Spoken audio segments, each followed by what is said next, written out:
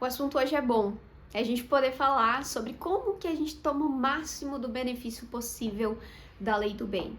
Como sair dos 20% e chegar aos 34%, que é o benefício máximo sobre o valor investido em projetos de pesquisa, desenvolvimento e inovação. A gente já falou por aqui que todo o cálculo do benefício da lei do bem, ele é feito sobre os valores despendidos em projetos. Então você tem um projeto e você mapeia todos os valores de despesas dentro desse projeto, com RH, serviço de terceiro, material de consumo e viagens.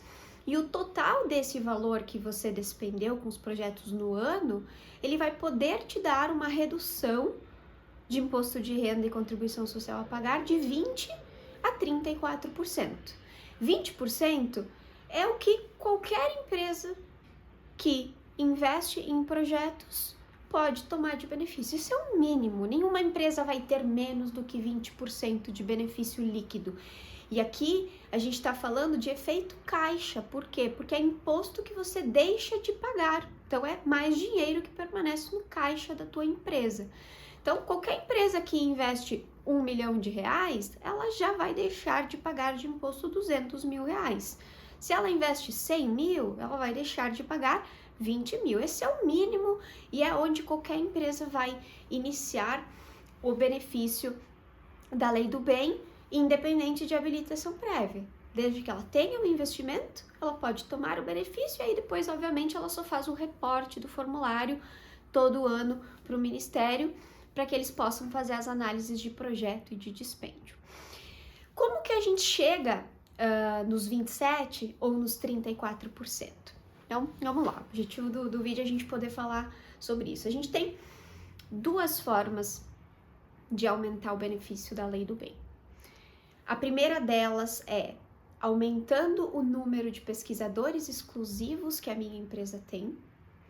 E a segunda delas é gerando patente dos meus projetos. São essas duas formas. A primeira, de pesquisador exclusivo, ela pode gerar até 7% de aumento nesse benefício, então você poderia sair de 20 e ir para 27. E a de patente também 7%. Então, se você tem um cenário onde você cumpre os requisitos dos pesquisadores exclusivos, mas também tem essa questão da patente, você vai ter o benefício máximo dos 34%, porque aí você tem 7 dos pesquisadores, você chega em 27, de 27 a 34 mais 7%. Então, para você ter o cenário completo, você precisa ter todas as hipóteses de incremento que a gente vai falar aqui. Eu vou focar primeiro na parte de patente. Como que funciona a patente? Aqui ele é por projeto, ou seja, quando eu tomo o incremento desses 7% a mais que a gente está falando das patentes aqui, ele não é calculado sobre todo o meu benefício do ano. Ele é um incremento só sobre o dispêndio do projeto que gerou patente. Então, por exemplo, se eu tenho R$100 mil investidos em projeto e o meu benefício é 20%. Só que eu tenho um projeto dentro desse meu portfólio de projetos que ele teve um pedido de patente. E aí, consequentemente, eu poderia ter o incremento desse projeto. Dos 100 mil que a gente está falando aqui, esse projeto, ele representa R$20 mil. Como que funciona o incremento dos 7%? Para esse projeto, para os R$20 mil desse projeto, o meu benefício efetivo é 27%. Para os demais projetos do meu portfólio que não tem patente, o meu benefício continua sendo 20%. Então, no da patente, não é um incremento sobre o todo, ele é um incremento só sobre o dispêndio do projeto que gerou a patente. E como que funciona essa questão da patente? Ela tem uma dinâmica um pouco diferente pelo tempo que demora para uma patente ser concedida. Então, como que funciona o fluxo? Você teve o projeto e você identificou que o teu projeto ele é passível de ser patenteado. A partir do momento que você faz o pedido de patente, você já pode tomar o benefício? Não. O benefício do incremento da patente é só após a concessão da patente. Tá, mas e como é que eu faço para fazer o controle desses valores todos, considerando que muitas vezes a minha patente vai ser concedida daqui 5, 6, 7 anos? Bom, a lei pensou nisso tudo. Como que funciona o fluxo? No ano que você faz o pedido de patente, você já reporta no teu formulário que aquele teu projeto tem um pedido de patente. E aí você vai mantendo esse reporte em todos os anos até o ano da concessão. Como que você controla os valores? A gente tem no mundo tributário a parte B do LALUR, que é um local aí, se você falar com o seu time fiscal, com o seu time contábil, eles certamente vão saber o que é a parte B do LALUR, é uma coisa super técnica, não quero entrar muito no detalhe, mas a parte B do LALUR é basicamente um local onde você vai a cada ano controlar as despesas daquele projeto. Então vamos pensar que ele é um projeto que durou 3 anos. Você vai lá na parte B e vai dizer, ó, no ano 1 eu tive 100 mil reais de dispêndio nesse projeto, deixa lá. No ano 2 eu tive 50 mil de dispêndio no projeto, deixa lá. No ano 3 eu tive mais 50 mil de dispêndio no projeto, deixa na parte B do LALUR. Quando essa patente for concedida, vamos pensar que lá no ano 4, eu vou lá na minha parte B do LALUR e vou ver, bom, esse projeto somado os anos todos deu 200 mil. 100 mil do ano 1, 50 mil do ano 2, 50 mil do ano 3, 200 mil reais. Agora minha patente foi concedida. O que que eu faço? Eu pego 7% do meu incremento da patente e eu jogo sobre os 200 mil e tomo o benefício todo no ano de concessão da patente. Então, é assim que funciona o benefício da patente. Então, você não toma o benefício no ano do pedido, você precisa ter todo um controle, uma gestão do valor, para que quando aquilo for concedido, você possa tomar esse incremento. É óbvio que na soma dos anos, aquele teu projeto, ele vai ter de benefício líquido pelo menos 27%, 20% que é o básico, mais os 7% da patente. E aí, se você tem os pesquisadores exclusivos, obviamente ele vai chegar a 34%, que é o máximo que você poderia ter de benefício. Então, primeira forma de como incrementar o meu benefício na Lei do Bem é fazendo mais pedidos de patente para os meus projetos. Então, obviamente que quanto mais disruptivos, mais P&D o meu projeto mais patente eu vou gerar, e isso é uma forma também do benefício remunerar as empresas que geram novas patentes. Aqui, quando a gente fala em patente, vai entrar tudo, tá? Cultivar,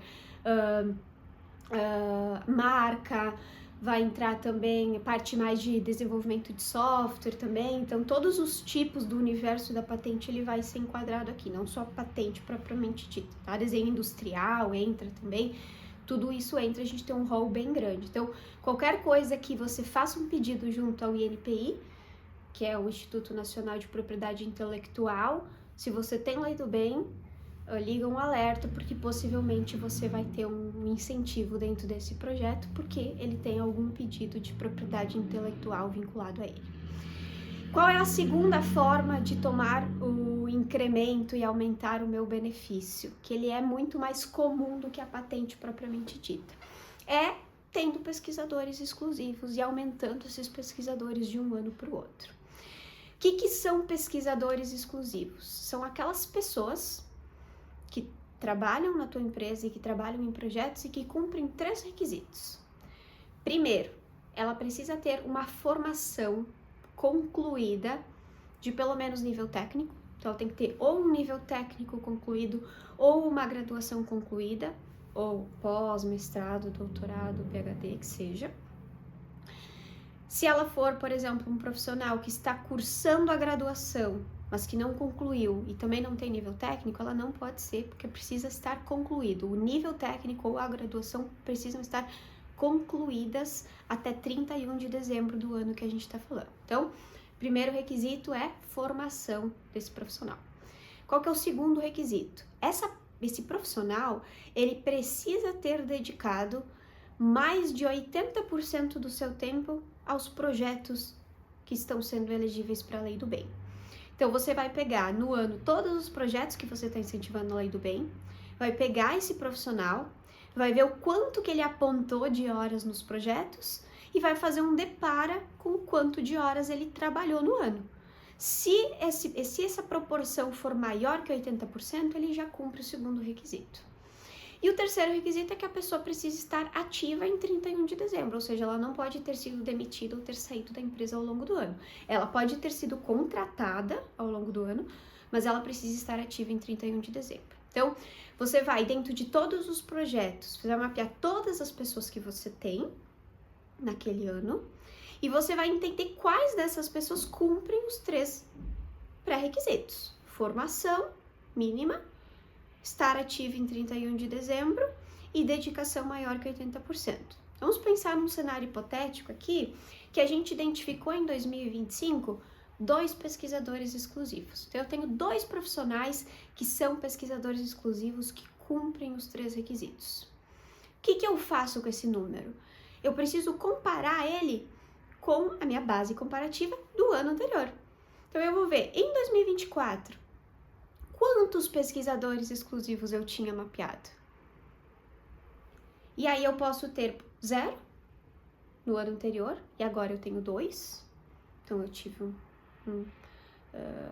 um aumento possível, e aqui é um tema ultra polêmico, porque o Ministério entende que se você saiu de 0, 2 dividido por 0 é 0, então você não teve incremento. Já tem outras linhas de raciocínio que defendem que não faz sentido, porque o benefício da lei do bem é você aumentar o número de pesquisadores exclusivos. Então, se você saiu de 0 e você foi para 2, você está aumentando o quanto você investe em pesquisadores exclusivos e você teria direito ao benefício.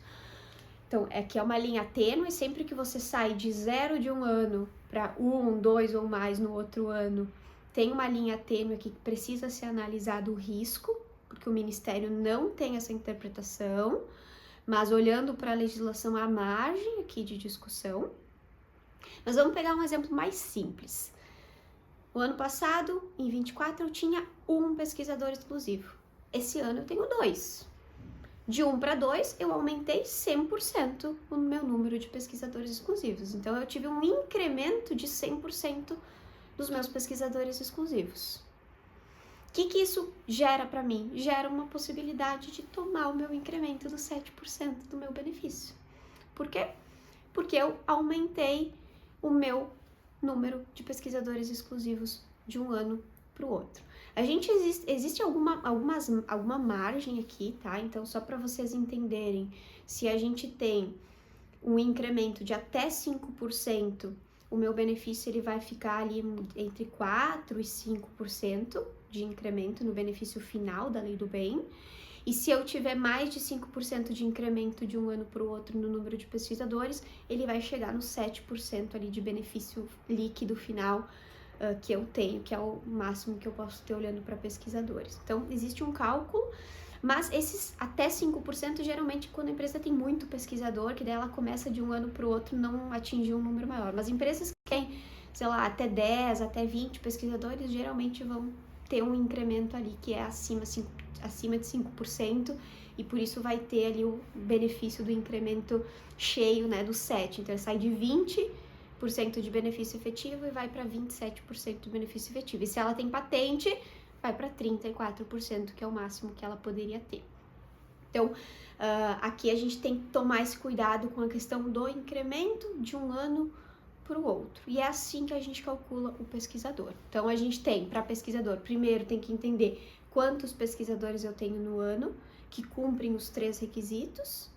E depois a gente precisa comparar o quantos pesquisadores eu tinha do ano anterior para esse ano, avaliar se eu tive um aumento aí de mais de um ano para o outro, e aí se eu tive um aumento de um ano para o outro, eu vou poder tomar esse meu benefício de até 7% de incremento ali no benefício líquido. E se eu tiver um cenário que no 2024 eu tinha 3 pesquisadores e agora eu tenho 2, ao invés de eu aumentar, eu reduzi o meu número de pesquisadores, o que acontece? Você vai manter o teu benefício mínimo, que é os 20%. Você não perde nada mais do que isso, você não ganha um incremento, mas você também não perde nada, porque o mínimo que você vai ganhar sempre vai ser os 20% ali do teu benefício. Então, essas são as 2 formas que a gente tem de aumentar e otimizar o benefício da lei do bem.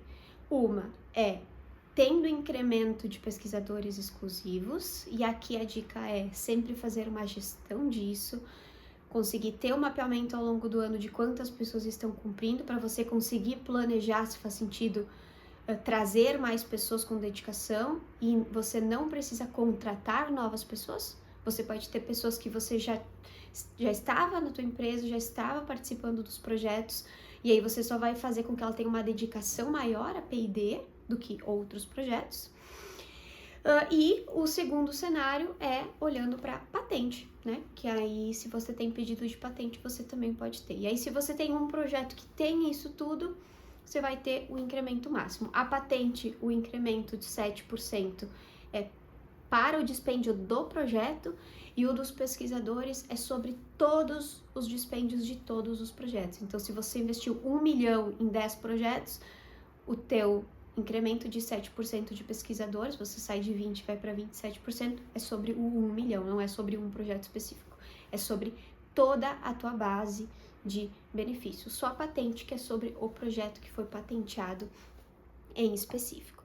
E aí, por fim, a gente tem, além desses dois, obviamente, a questão da redução do IPI, da depreciação acelerada e amortização, que a gente já falou aqui no canal, mas que também é uma forma de você conseguir otimizar ainda mais e usufruir do benefício da lei do bem. Qual que é a sacada final aqui, a dica que eu posso deixar para vocês? É conseguir ter uma gestão, uma governança um pouco mais próxima dessas informações.